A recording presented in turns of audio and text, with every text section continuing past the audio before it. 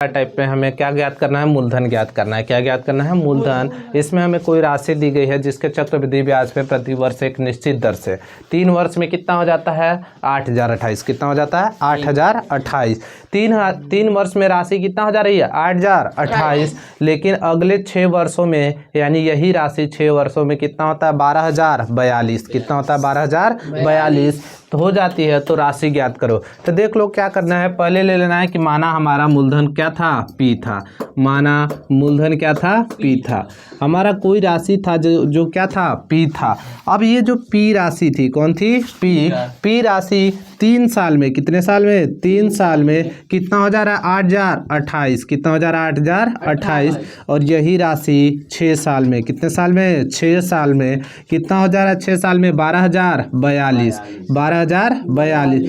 लेकिन इसके बीच का अंतर कितना है, इसके बीच 6 साल और 3 साल के बीच का अंतर कितना है, 3 साल। कितने साल, 3 साल। अब बताए थे कि अगर इस 3 साल के लिए किसका काम करेगा, मूलधन का। किसका काम करेगा, मूलधन का। अगले 3 वर्ष के लिए 8028 किसका काम करेगा, मूलधन का। यहीं पे हमारा, यहाँ से तुम निकाल सकते हो प्रिंसिपल अमाउंट का रेशियो। कितना होगा प्रिंसिपल अमाउंट का रेशियो, 8028। कितना हो गया, 8028। और 8028 अनुपाते कितना करेंगे, 12042। जब इसका अनुपात लेंगे तो इसको काट दो कितने से, 4014 से कट जाएगा। तो दो बार में कटेगा ना, 4014 से, 4014 से 40 दूना 80 और 14 दूना 28, यानी कि कितने बार में कटेगा, 2 बार में। कितने बार में, 2 बार में। और ये देखो 40 तिया 120 और 14 ती 42, यानी 2:3। यानी कोई राशि थी हमारे पास, वो राशि क्या हो जा रही है, प्रिंसिपल अमाउंट का रेशियो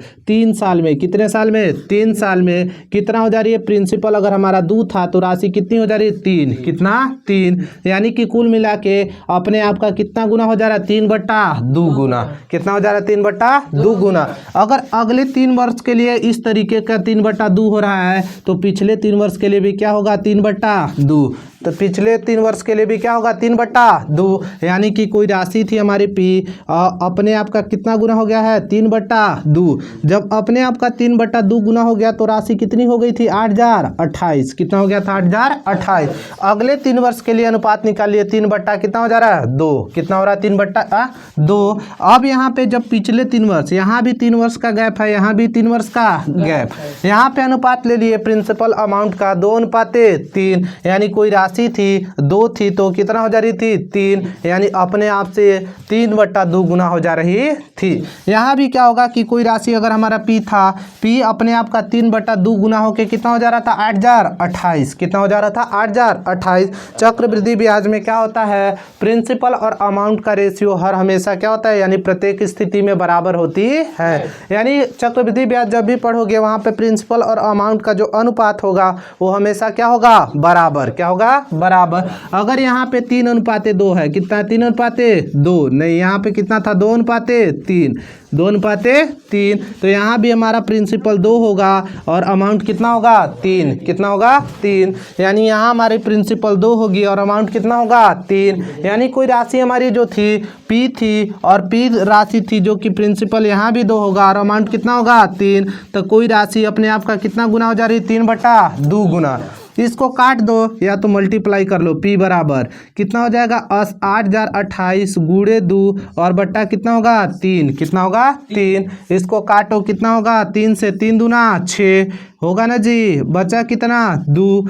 और इसके बाद 3 छक्का 18, 3 सत्ते 21, 3 सत्ते 21 और 3 छक्का 18, यानी कितना हो जाएगा, 2676 और गुणे कितना, 2। यही राशि 6 दूना 12 और 2 सत्ते 14, 14 और 1 15 और इसके बाद हो जाएगा कितना, 6 दूना 12 और 1 13, या और 2 दूना 4 और 1 5। तो वो प्रिंसिपल कितना था, 5352, यानी 5352। कोई भी प्रिंसिपल राशि थी जो कि 5352। गड़बड़ नहीं लग रहा है, नहीं, 76 दूना 152, 26 दूना 52, ठीक है। 18,000 828 लिखे हैं। कहाँ 18,000, ये 18,000 नहीं है, 8028 है गधा। वो 4 कोना डिब्बा बनाएगा। हाँ, ये तो ठीक है। अगला सवाल है, एक धनराशि जो 4 वर्ष में, कितने वर्ष में, 4 वर्ष में कितना था, 11,880 और 6 वर्ष में 17,820। क्या करेंगे, हम तुमको बताए थे सबसे पहले क्या करना है, मान लेना है कि माना धनराशि क्या था, पी था।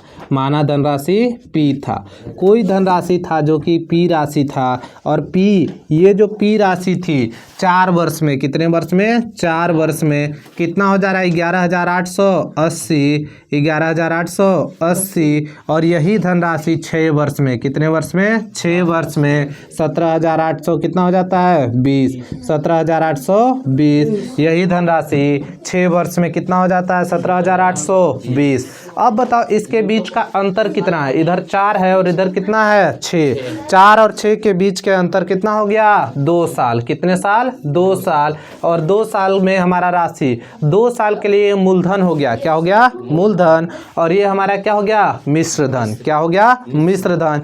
यहीं से तुम फाइंड कर सकते हो 2 वर्षों के लिए प्रिंसिपल और किसका अनुपात, अमाउंट का। ये कितना है, 11,880, 11,880 अनुपाते कर लेंगे 17,820। इसको काटो, पहले देखो 0 से 0 काट दो, 0 से 0। इसके बाद काट दो कितने से, 2 से काटो तो कितना होगा, 5 हो जाएगा, 9 होगा, 4 होगा अनुपाते। इसको भी 2 से काटो, 8 होगा और 9 होगा और कितना होगा, 1। कितना होगा, 1। अब इसको काट दो, 9 4 13 5 18, 8 9 17 1 18, यानी कितने से कटेगा, 3 से। कितने से, 3 से।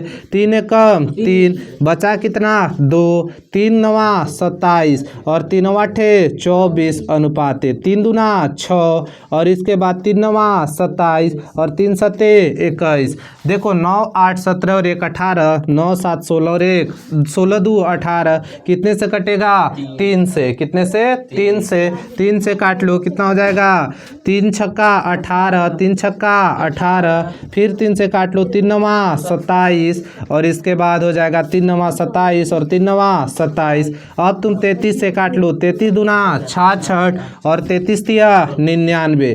यानी कोई राशि थी जो कि क्या 2 वर्षों में, अगर ये 2 था तो ये कितना हो जा रहा है, 3। कितना हो जा रहा है, 3। लेकिन तुम्हें यहाँ देखो 4 वर्ष दिया है, तो 4 वर्ष से पहले 2 होगा, 2 वर्ष होगा ना, यहाँ पे 2 वर्ष, यहाँ से कोई मिश्रधन बनेगा। और इस 2 वर्ष के बाद ना इसके लिए मिश्रधन 11,880 काम करेगा। इस 2 वर्ष के बाद 4 वर्षों के लिए, तो यहाँ 4 वर्षों को 2-2 वर्ष का गैप होगा ना, इसलिए कोई राशि कितना, 2 से कितना हो जा रहा है, 3। कितना, 2 से 3। यानी अनुपात क्या, कोई भी राशि थी अपने आप का कितना, 3/2 हो जा रहा है। कितना हो जा रहा है, 3/2। यानी कोई राशि थी अपने आप का कितना हो जा रहा है, 3/2। लेकिन यह प्रक्रिया कितने साल में हो रही है, 2 साल में। कितने साल में, 2 साल में। और यहाँ गैप कितने साल का था, 4 साल का। कितने साल का, 4 साल का।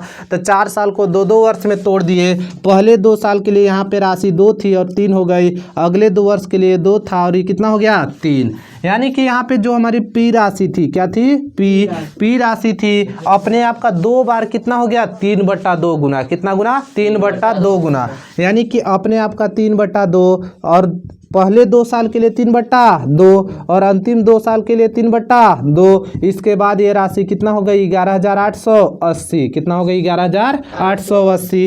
क्योंकि ये 2 बार, समझ गए ना, क्योंकि यहाँ कितना साल था, 4 साल। ये जो अनुपात मिला था हमको कितने साल का मिला था, 2 साल के लिए। कितने साल के लिए, 2 साल के लिए। और 2 साल का दुगना कितना हो गया, 4 साल। इसलिए हम इस राशि का 3/2 गुना कितने बार कर दिए, 2 बार। कितने बार, 2 बार। इसलिए इस राशि का 3/2 गुना हम कितने बार कर दिए, 2 बार। क्योंकि यहाँ पे अनुपात हमें 2 साल का मिला, यानी राशि 2 थी और कितना हो गई, 3। कितने साल में, 2 साल में। कितने साल में, 2 साल में। अब 3 से यहाँ पे जब राशि क्या हो गई, अपने आप का 3/2 गुना कितने बार, 4 साल के लिए 2 बार, यानी 2 साल के लिए 3/2 और बराबर किसके हो गया, 11,880 के।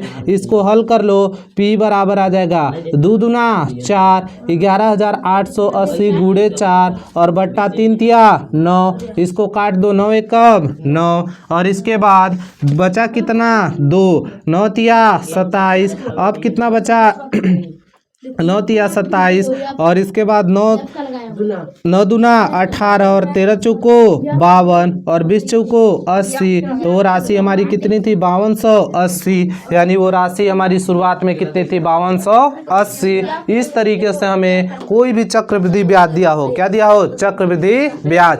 तुम्हें समय कैलकुलेट करना हो तो जो पीछे बताया उससे, और अगर तुम्हें मूलधन कैलकुलेट करना हो तो इस तरीके से मूलधन को आसानी से कैलकुलेट कर सकते हैं।